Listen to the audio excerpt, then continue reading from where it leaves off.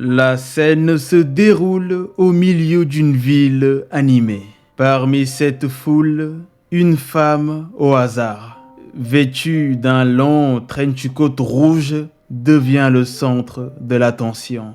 Elle se faufile habilement entre les passants, absorbée par ses discussions au téléphone. Soudain, un homme surgit de nulle part, portant un casque qui dissimule son visage. Sans un mot, il l'aborde brutalement. La femme, surprise, l'évite. L'homme chelou la rattrape et la frappe violemment au visage et sur le corps avec un marteau. Chaque coup semble plus fort que le précédent. Dans un acte de cruauté absolue, il arrache les vêtements de la femme, l'humiliant publiquement alors qu'elle est déjà à terre, blessée et vulnérable. Tout cela se passe sous l'œil d'un drone scanner psychopathe, une machine censée normalement surveiller et prévenir les actes criminels, mais qui semble totalement à côté de la plaque et impuissante face à cette atrocité. Le plus terrifiant dans cette scène n'est pas seulement la brutalité de l'attaque, mais la réaction, ou plutôt l'absence de réaction de la foule.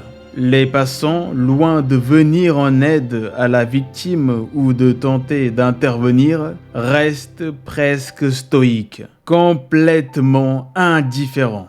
Certains sortent même leur téléphone pour filmer la scène, capturant chaque moment de cette horreur sans montrer la moindre compassion.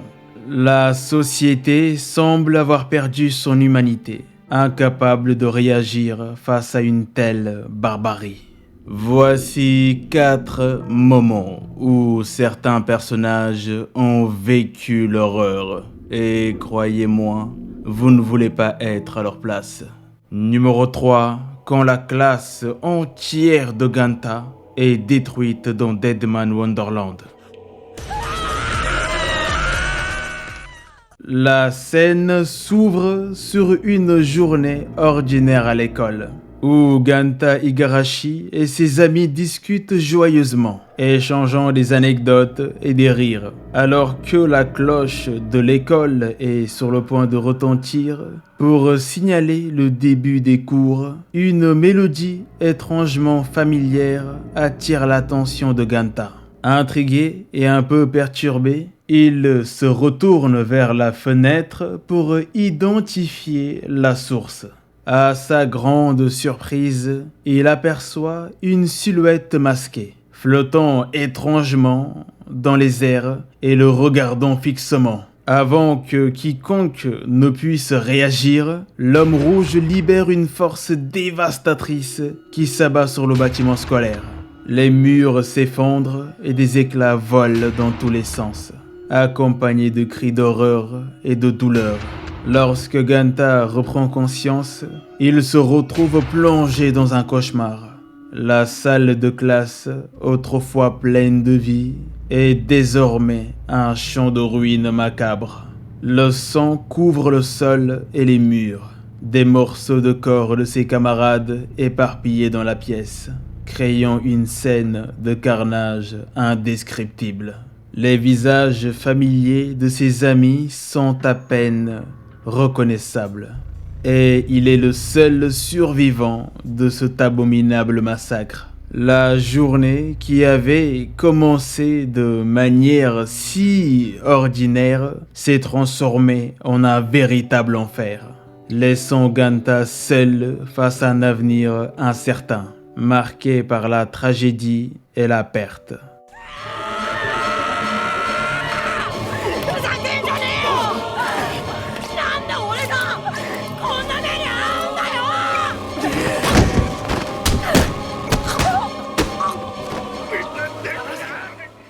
Numéro 2, quand Sekai tue Makoto dans School Days.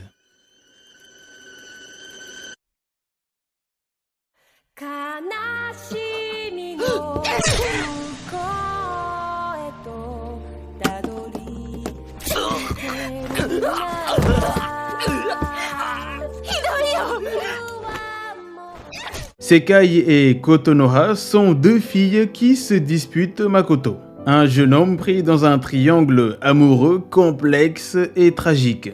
Bien que Sekai aide initialement Makoto à se rapprocher de Kotonoha, Makoto développe des sentiments pour Sekai et finit par lui avouer qu'il l'aime. Cet aveu complique encore davantage la situation déjà tendue entre les trois protagonistes. Lorsque Sekai annonce qu'elle est enceinte de Makoto et refuse d'avorter, les choses prennent une tournure encore plus dramatique. Makoto, incapable de faire face à ses responsabilités, commence à renouer avec Kotonoha. Il cherche un réconfort dans une relation plus stable. Cette trahison ravive les blessures émotionnelles de Sekai, la laissant en colère et abandonnée. Le point culminant de cette histoire se produit lorsque Sekai décide de rencontrer Makoto pour discuter de l'avenir de leur enfant. Makoto, peut-être ignorant la détresse de Sekai, reçoit un message inquiétant d'elle pendant leur rencontre. Et ce qui suit est brutal. Sekai, submergé par une douleur émotionnelle insupportable et un sentiment de trahison, attaque soudainement Makoto avec un grand couteau de cuisine. La violence de l'attaque est brutale et impitoyable. Elle le poignarde violemment dans l'estomac. Makoto s'effondre au sol, souffrant horriblement. Mais Sekai ne s'arrête pas là. Animée par une rage incontrôlable et une détresse profonde, elle continue de poignarder Makoto jusqu'à ce qu'il gît sans vie dans une mare de sang. Cet acte de violence extrême symbolise non seulement la fin tragique de leur relation, mais aussi les conséquences dévastatrices de la trahison, de la jalousie et de la douleur non résolue. Ce moment tragique illustre la fragilité des relations humaines et la capacité destructrice de l'émotion humaine lorsqu'elle est poussée à ses limites.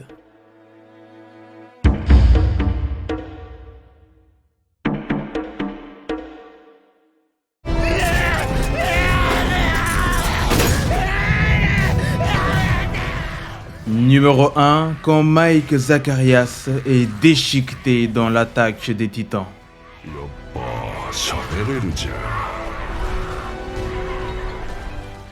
Lorsque Mike Zacharias décide héroïquement d'empêcher une horde de Titans affamés de dévorer toute son équipe en fuite, il ne s'attendait pas à ce que ce soit sa dernière bataille. Après tout, voilà, il était un vétéran, un guerrier chevronné de l'humanité face à ces colosses insensibles, non? Mais la réalité était bien plus cruelle que tout ce qu'il aurait pu imaginer. Mike se lança dans l'action avec une détermination féroce, éliminant habilement plusieurs titans pour assurer l'évasion de ses camarades. Le grondement des titans résonnait autour de lui alors qu'il se précipitait vers son cheval, espérant échapper à leur terrible appétit. Mais, juste au moment où la liberté semblait à portée de main, le titan bestial émergea de l'ombre, saisissant violemment son cheval et le projetant au loin comme si c'était un morceau de papier. Pris au piège, Mike se retrouva confronté à une horreur inimaginable. Le titan plus petit s'avança vers lui, sa mâchoire monstrueusement ouverte, prêt à le déguster.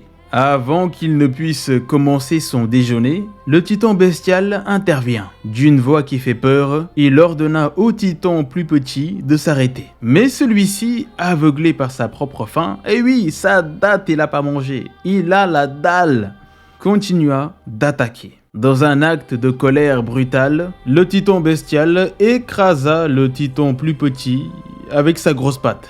Un geste qui aurait pu sauver Mike. Mais c'était tout le contraire. Le titan bestial, visiblement agacé par la situation, se pencha vers Mike avec une curiosité presque humaine.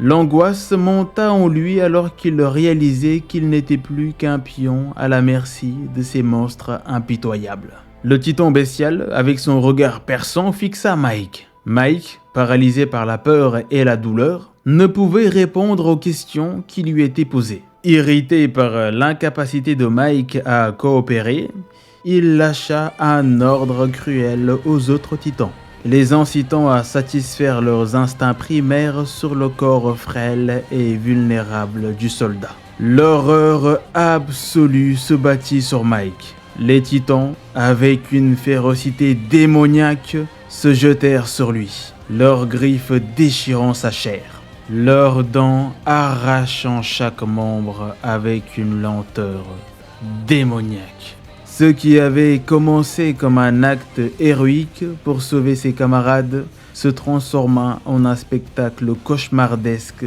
de barbarie. Pour Mike Zacharias, la fin vint de la manière la plus brutale et inattendue, dans les griffes impitoyables de ceux qu'il avait consacré sa vie à combattre.